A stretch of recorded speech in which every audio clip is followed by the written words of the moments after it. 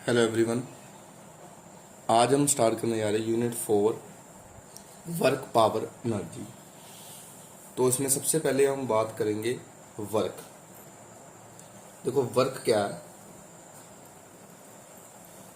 जब भी हम किसी बॉडी के ऊपर एक फोर्स लगाते हैं, ठीक है, तो बॉडी को जब फोर्स एक्सपीरियंस होती है तो वो अपनी पोजीशन जो है वो चेंज करेगी। ठीक है, मीन्स अगर इसके ऊपर आपने एफ फोर्स लगाई तो बॉडी जो है वो अगर इस डायरेक्शन में फोर्स लगा रहे हो तो इस डायरेक्शन में मूव करेगी जिस डायरेक्शन में आपने फोर्स लगाई।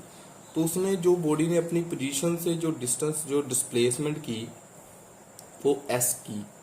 तो यहाँ से जो वर्क डन बॉडी करेगी वो जितनी फोर्स लगेगी और जितनी डिस्प्लेसमेंट की उसका प्रोडक्ट जो होगा वो वर्क डन की वैल्यू हमें देगा।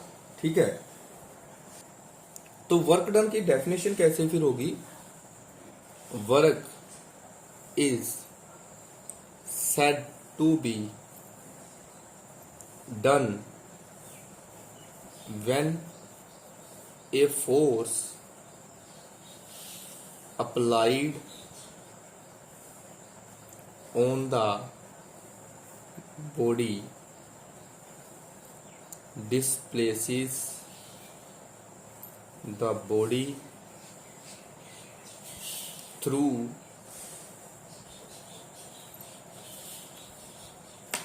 a certain distance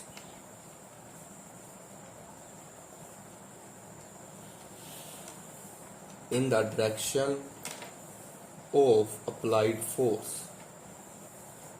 कहते जब बॉडी को आपने फोर्स लगाई तो बॉडी जो है वो डिस्प्लेस होगी किसी सर्टन डिस्टेंस के ऊपर। जैसे ये बॉडी थी, ये ब्लॉक मैंने एक बॉडी मान ली, यहाँ पर मैंने फोर्स लगाई और बॉडी ये डिस्प्लेस है एक सर्टन डिस्टेंस जिसको मैंने एस मान लिया, डिस्प्लेसमेंट मीन्स। तो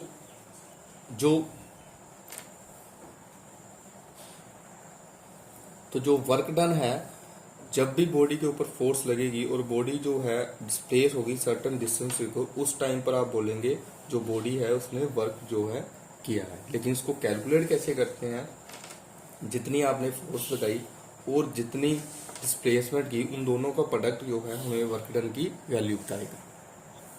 ठीक है, तो दोनों फोर्स और डिस्प्लेसमेंट का प्रोडक्ट हमें वर्क डन की वैल्यू बताएगा। अब मान लीजिए अगर आपने इसका एक और फार्मूला जनरेट है, जैसे आपने फॉर एग्जांपल फोर्स जो है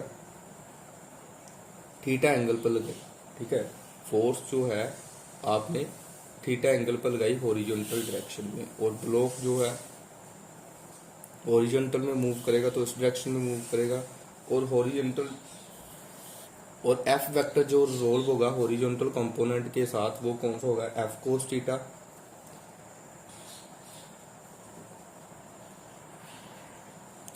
तो एफ कोस थीटा जो है हॉरिजॉन्टल कंपोनेंट है फोर्स का। अब डिस्प्लेसमेंट कितनी की बॉडी ने, फिर से मैंने ले ली S.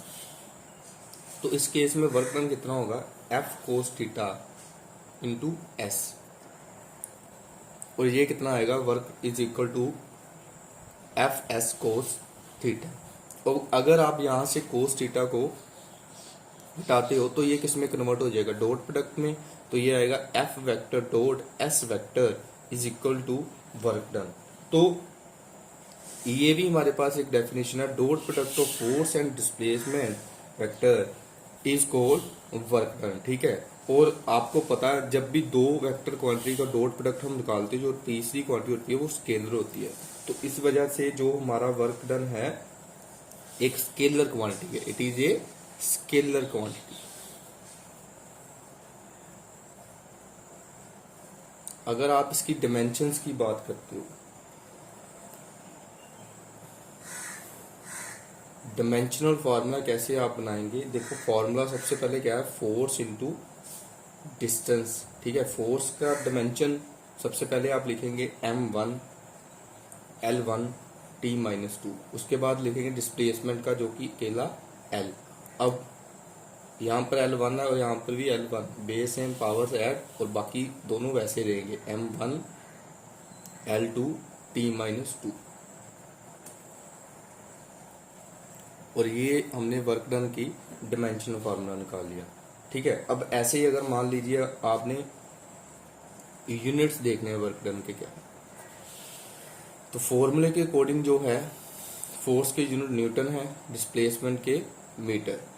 1 Nm is equal to 1 joule. तो 1 जूल जो है वो एसआई यूनिट है वर्क के, ठीक है। 1 जूल जो है एसआई यूनिट है वर्क के। 1 जूल वर्क डन कब होगा? जब आप किसी ऑब्जेक्ट के ऊपर 1 न्यूटन की फोर्स लगाएंगे और बॉडी जो है 1 मीटर डिस्प्लेस होगी, जिस डायरेक्शन में आपने फोर्स लगाई, उस टाइम पर जो आपका वर्क डन होगा वो 1 जूल के होगा, ठीक है। ऐसे ही अगर आप सेम यूनिट जो है सीजीएस निकालते हो, तो सीजीएस में क्या है, 1 dyne into 1 centimetre is equal to 1 erg. जो सीजीएस यूनिट है वर्क के वो है अर्ग। उस टाइम में 1 अर्ग जो है वो वर्क कब होगा? जब आप 1 डाइन फोर्स लगाएंगे और ऑब्जेक्ट जो है 1 सेंटीमीटर मूव करेगा, ठीक है। तो बॉडी जो वर्क करेगी वो 1 अर्ग होगा।